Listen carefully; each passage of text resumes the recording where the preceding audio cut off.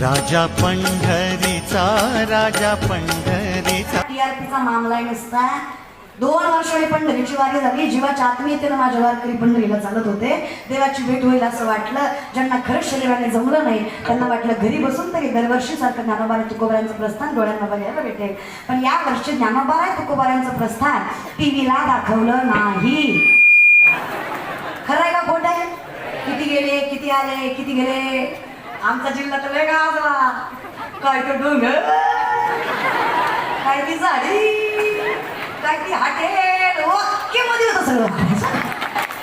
जमा आहे ना, नवं वाटतं मला. दादा काय करते मला तुम्ही सांगा. आपण कोणाविषयी बोलायचं नाहीये, फक्त बघणाऱ्याचा दृष्टिकोन बघा. दाखवणाऱ्याची चूक नाही, बघणाऱ्याची चूक आहे. तुम्ही काय वारीत चालताना असं तुम्ही तेच बघितलं. किती आले आले आले, गेले गेले गेले गेले आले. अरे चल पुढं पंढरी कळस आहे ते बघ. लोक हातचं सोडतात आणि पळत्याच्या पाठी लागतात आणि पुन्हा म्हणतात देव देत नाही. असं कसं रे दादा? अभ्यास केला नापास झाला, शक्य आहे का? शक्य आहे. गणिताच्या वेळेला पेपरला मराठीचा अभ्यास केला पास होईल का?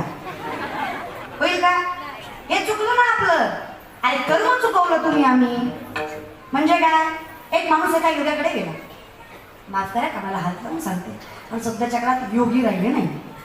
मग खरा थोडा योगी देवाकडे एक माणूस गेला आणि म्हणला महाराज पुत्र प्राप्ती व्हावी अशी अपेक्षा आहे, हरकत नाही.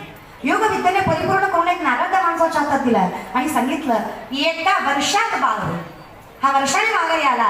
म्हणला महाराज भांडताय तू. काय झालं?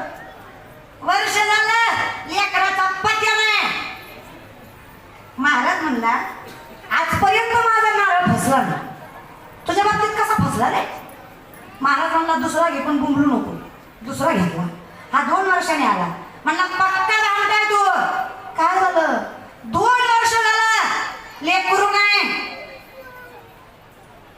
असं कसं काय झालं? अचानक महाराजाला आठवलं. महाराज म्हणला काय आतापर्यंत जेवढी माणसं माझ्याकडे लेकरू मागायला आली सगळी बायको घेऊन आली, तू 2दा एकटाच आला. तुझी बायको कुठे आहे? हे म्हणलं लग्न नाही झालं. आता तुम्ही सांगा ह्याला किती नारळ दिलं लेकरू? मी तुम्हाला सांगते किती सप्ते गेल्यावर तुमचं कल्याण होतं. ज्याप्रमाणे लग्न न करता लेकरू मागणं मूर्खाचं लक्षण आहे, त्याचप्रमाणे भाव न ठेवता परमार्थ करणं अतिमूर्खाचं लक्षण आहे. उद्यमेन ही सिद्ध्यन्ति कार्याणि न मनोरथ है नाही सुप्तस्य सिंहस्य प्रविशती मुखे मृगः. झोपलेल्या सिंहाच्या तोंडात स्वतःहून कधीच हरिण जाणार नाही की मला खा. कष्ट न करता तुमचा उद्योग मोठा होणार, हातपाय न हलवता पोरांनो यश भेटणार. का ग माय मागल्या, का ग पोरींनो? कितीही कॉलेज केली आणि कॉलेजात जाऊन अभ्यासच नाही केला तर डिग्री निघेल का? अर्थात नाही ग. त्याच्यामुळे विनंती आहे, जे करताय ते स्थिर पद्धतीने करा. स्टेबिलिटी हा महत्वाची बरं काय विषय. हे मी खास करून तरुण मंडळीला सांगते. मुला मुलींना माझी विनंती आहे, तुम्ही करता काय माहिती आहे का? सायन्स नाही जमलं, कॉमर्स नाही जमलं, आर्ट नाही जमलं, IT चालत नाही दादा. असं नाही. सायन्स जमलं सोडू नका, विषय काढा. पाठीमागचा अनुभव आणि पुढचा अभ्यास हे दोन्ही मिळून तुमचा विषय निघेल. तुम्ही जर ते सोडलं आणि दुसरं केलं, धोबी का कुत्ता घर का ना. कळतंय ना? तरी करायचं तीच करता. जी कुठली गोष्ट करायची स्थिर करा.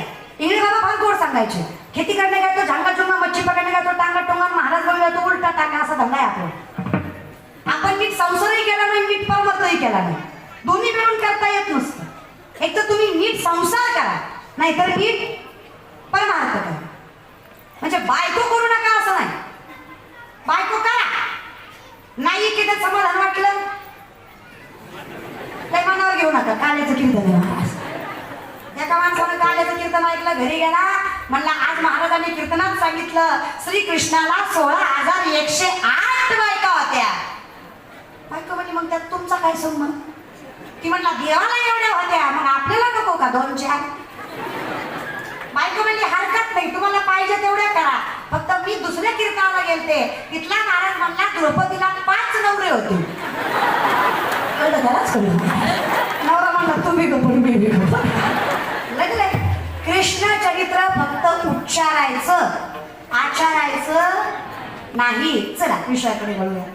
मग महाराज साधी गोष्ट आहे, कुठलं तरी एक काय, पळू नका. पळला तर काहीच भेटणार. ऐसी मती ज्याची स्थिर स्थिर पाहिजे माणूस.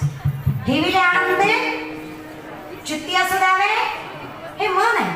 म्हणून मत्तर मेघो माननी मधुनो मरुत मा मधो मरगटो मत मका तसं चंचल असं चंचल त्याचे 10 प्रकार आहेत. सगळ्यात बेकार मन. मना इतकं चंचल काहीच. वासना मनापासून, आशा मनापासून, पाप सुद्धा या मनापासूनच निर्माण. या मनाला जरा सांगा, आता कोठे धावे मन तुमचे भाग गेला. हे मन इतकं चंचल आहे, माकडाला दारू पाजली. काय पाजली? कोणाला? बरं झालं, माणसाला पाजल्यावर अवघड असतं. इमानदारीने सांगा रे दादा हो, दारूचा पहिला ग्लास, गुटख्याचा पहिला घास, सिगारेटचा पहिला श्वास तुम्ही तुमच्या पैशाने घेतला? अय तू धडगर, तुमच्या पैशाने घेतला का? मग ही देणारा कोणतरी जीवनात दानशूर करणं होता का नाही? जरा तो करणं हुडका, उसात ज्ञान ठोगा. एवढा दानशूरपणा बरा नव्हता रे म्हणा. गेर गटवर गेर गटाने काय होतंय रे, गटवर जिंदगी पण आहे का? गटाने काय होतंय? 20 एकर गेली माझी, येतो माघारी. नागीत पाडायला सगळे असतात, उचलायला ढेकणाच्या सगळे हिरा तो कुसंगतीने साधू सुद्धा नाचतो. तुम्हाला काय वाटतं, महाराजाच्या नादी पिदाडं लागल्यावर पिदाडं सुधारतं? येडे तुम्ही, महाराज पियत इतकं बेकार आहे ते स्वतः सुधरत नाही, दुसऱ्याला बिघडी होत. म्हणून संगत चांगल्याची करा, नाही तर गरज. हा जागेवर या. चला, माकडाला काय पाजली? दारू पाजल्यावर त्याला विंचू चावला. काय चावला? विंचू चावल्यावर त्याची पाठीमागं भूत लागलं. काय लागलं? हा काय पाजली?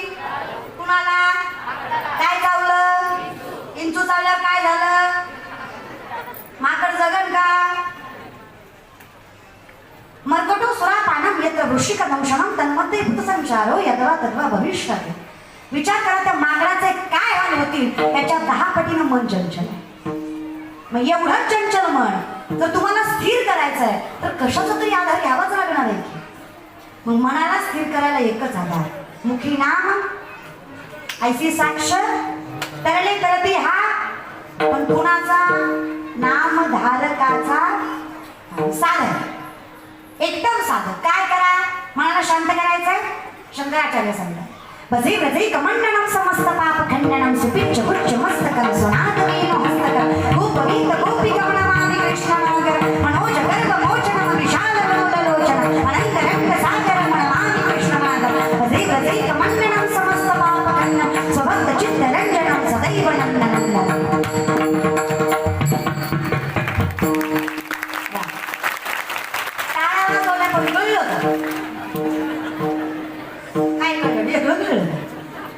मनोज गर्भ मोचनम विशाल लोल लोचनम अनंग रंग सागर मनमामि कृष्णमागर. या मनाला सांगा, हा भगवंत फार विशाल आहे, तुला जर याच्यात सामावायचा आहे तर स्वभक्त चित्त रंजनम सदैव नंदनंदनम.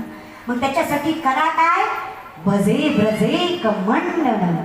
त्या भगवंताला भजा. त्याने काय होईल? त्याने होईल काय? समस्त पाप खंडन. सगळ्या पापाचा नाश होईल. हरी उच्चारणी जातील लयासी नामसंकीर्तन. जळतील पापे घेता नाम, पर्वत जळतील. ताकद हो, नामात भली ताकद आहे. मग विषय मग हेच सांगतायत सगळे.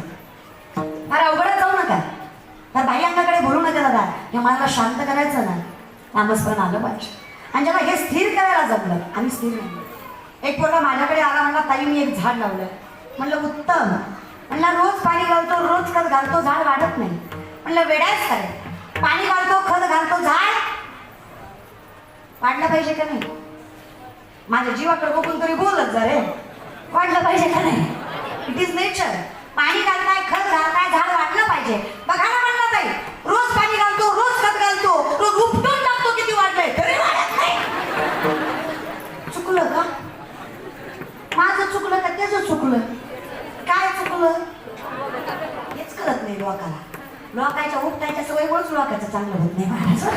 कळलं त्यालाच कळलं. पण आपलंही झाड राहू द्या, लोकांचंही झाड राहू द्या. लोक चांगलं वागायचं सोडा दादा. एखाद्याचं चांगलं राहतं, चांगलं बोलत सुद्धा कुणी म्हटलं की नाही, अहो त्या दुधडच्या सप्त्यामध्ये काल्याचं कीर्तन शिवलाताई पाटलांचं ठेवलं हो. ती म्हणणार आहे त्यांनी ठेवलंय पण ती येईल का, म्हणजे येऊस तर पोटात गोळा. काय खरंच आहे का? आणणारा आणीन, करणारा करीन, येणारा नीन. नाही आली तर तुम्हाला बोलायचा विषय, आली तर ऐकून घ्या. पण बोलता कशाला? तुम्हाला काय वाटतं? कोरोनात जेवढी माणसं मेली, कोरोनानं मेली, निमी अर्धी तर बोलण्यानं मेली, 2-4 तर तुम्ही मारली बसल्या बसल्या. म्हणतात आम्ही कशी मारली होताई? बिचारा पाहुणा पॉझिटिव्ह आला, त्यानं धीर वाटावं म्हणून तुम्हाला फोन केला. दादा पॉझिटिव्ह आलो. हा इकून म्हणला बाबो पॉझिटिव्ह आला. लय बेकार असतंय रे, पैशासाठी डॉक्टर काय बी करतात रे. असलं तरी नाही म्हणतात, नसलं तरी हाय म्हणतात. अरे बेड भेटत नाही, दवाखान्यात जागा नाही, कुत्रा जवळ येत नाही, बायको हात खात नाही. असलं मर मर म्हणण्यापेक्षा एकदाच मेलेलं बरं. सकाळी मेलं ती. तुम्हाला काय वाटतं? कोरोनानं मेलं, तुझ्या फोन गेलं नसता, तुला फोन केला जगला असतं बाबा. एक विनंती आहे महाराज, नाही चांगलं जमलं हरकत नाही, परमार्थ करायला हरकत, पण जे करतायत त्यांना तरी करू द्या. तुम्हाला माया नाही घातली हरकत, पण ज्याची घातली त्याची तरी टिकू द्या. तुम्ही त्याला अंडे खाऊ घालता, वेळ जास्त म्हणा अंडो खा, वेळ जास्त तेवढं तरी राहते, तेवढं तरी करू नका. अटल बिहारी वाजपेयींची एक सुंदर कविता आहे ज्यामध्ये दृष्टांत. एका जंगलाला आग लागलेली असते, हत्ती, सिंह, घोडे, लांडगे सगळे पळून जातात. एक छोटीशी चिमणी चोचीमध्ये पाणी घेऊन जंगलाची आग विझवायला लागते. विजय अर्थात नाही. लोक हसतात, लोक कशालाही हसतात. लोक ऐकले अक्कल आहे का तुला? एवढूसा जीव तुझा, तुझ्या चोचीतल्या पाण्याने जंगलाची आग विझणार आहे? चिमणी म्हणजे खरंय दादा तुझा, माझ्या चोचीतल्या पाण्यानं जंगलाची आग विझणार नाही, पण जेव्हा केव्हा जंगलाचा इतिहास लिहिला जाईल ना, तेव्हा माझं नाव आग लावणाऱ्यात नाही, आग भिजवणाऱ्यात असेल. पण आपलं नाव सत्ता करणाऱ्यात पाहिजे, बंद पाडणाऱ्यात नाही. आपल्याच्यानं हो नाही तर नाही हो असं नका, पण कमीत कमी आपलं नाव लोकांना मोठं करणाऱ्यात पाहिजे, लोकांना खेचणाऱ्यात. माझ्या कीर्तनाने जग बदलेल म्हणून मी कीर्तन करायचं नसतं. माझ्या कीर्तनामुळे 4 दिवस तरी हे वाईट वागणार नाहीत म्हणून मी कीर्तन करायचं असतं. हे समजून घ्या. मी चांगलं वागलं तर लोक म्हणतील काय माणूस चांगला आहे, याच्यासाठी चांगलं वागायचं नसतं. माझ्या चांगल्या वागण्याने मला सॅटिस्फॅक्शन मिळणार आहे, मला समाधान लागणार आहे, याच्यासाठी चांगलं वागायचं असतं. बदलासाठी नाही, बदलाच्या सुरुवातीसाठी चांगलं वागायचं असतं. आणि माझ्या संतांना माहित आहे, तुकोबाई कधी म्हटले नाही या पडा माझ्या पायात तुमचं कल्याण होईल, कधीच नाही. कधीच कुठले संत म्हणले, कधीच म्हणले नाही माझ्या पाया पड तुला लेकरू होईल, कधीच नाही. वारकरी संप्रदाय सगळ्यात ट्रान्सपरंट आहे. नये फुंको कान नाही एकांतीचे ज्ञान. घोंगडीच्या बाहेरचा पदराच्या आतला परमार्थ कधीच करायचं नाही, हे संत तोंडावर सांगतात. शिंदरी हिंदरी हे दैवत सुद्धा आम्ही मानत नाहीये, वारकरी संप्रदाय आहे.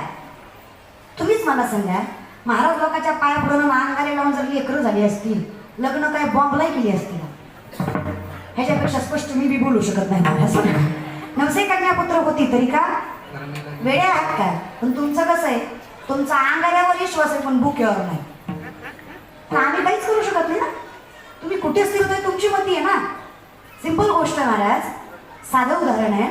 हे लोक आहेत, यांना भलत्यांच्या नादी लागायला आवडतं पण संतांचं ऐकायला आवडत नाही.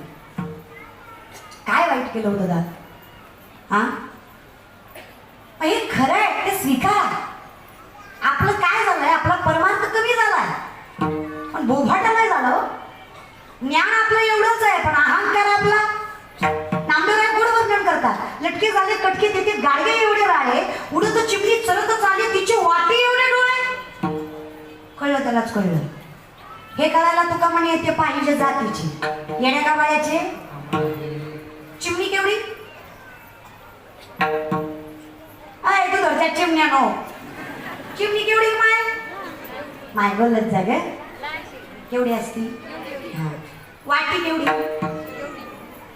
माय मावल्या वाटी केवढी काय मागच्या खाऊ का तुम्ही एवढ्या चिमणीचं एवढे डोळे असतील का नाही काय म्हणता संत काय खोटं बोलताय का महाराज पण मुंगी व्याली शिंगी झाली तिचे दूध किती 17 रांजण भरले पिले 12 हाती व्याली कोण दूध किती पिले किती कुणाचं दूध म्हणजे असतो ना आम्ही लटकेची न बोलू वर्तमान विष्णुदास नामा म्हणे ऐसी यांची ख्याती लटके जे बोलती त्याचे वंशज नरका जाते खोटं बोलत तर पुढच्या कोण नरकाला जाईल खोटं बोलणाऱ्याची जात नाही हे खरं आहे इथं ज्ञान कमीच आहे पण अहंकार जास्त आहे ते कर्म कमीच आहे पण बोभाटा जास्त आहे पण विनंती आहे करा पण सावध सांगली संतोषाला खोकड पुस्तकं वाचून शाने झालेली आमच्यासारखी खोकडं स्वतःला ज्ञानी समजतात पण आमचं ज्ञान टपक्यातलं आहे विहिरीतलं अरे जिथं 14 विद्या 64 कला 1400 वर्ष चांगले महाराज जगले पण एवढ्याशा अहंकारामुळे पत्रावर एक शब्द लिहिता आला नाही 5 वर्षाची मुक्ताई म्हणली 1400 वर्ष जगला यो बाबा पण कोरा तो 6 शास्त्र 18 पुराण 4 वेद मुखोद्गत आहेत रामेश्वर शास्त्रींच्या तरी सुद्धा तू किता तुलनीसी ब्रह्म तुकासी मनोनी रामेश्वर चरणी मस्तक ठेविले आरती तुकारामा आरती तुकारामा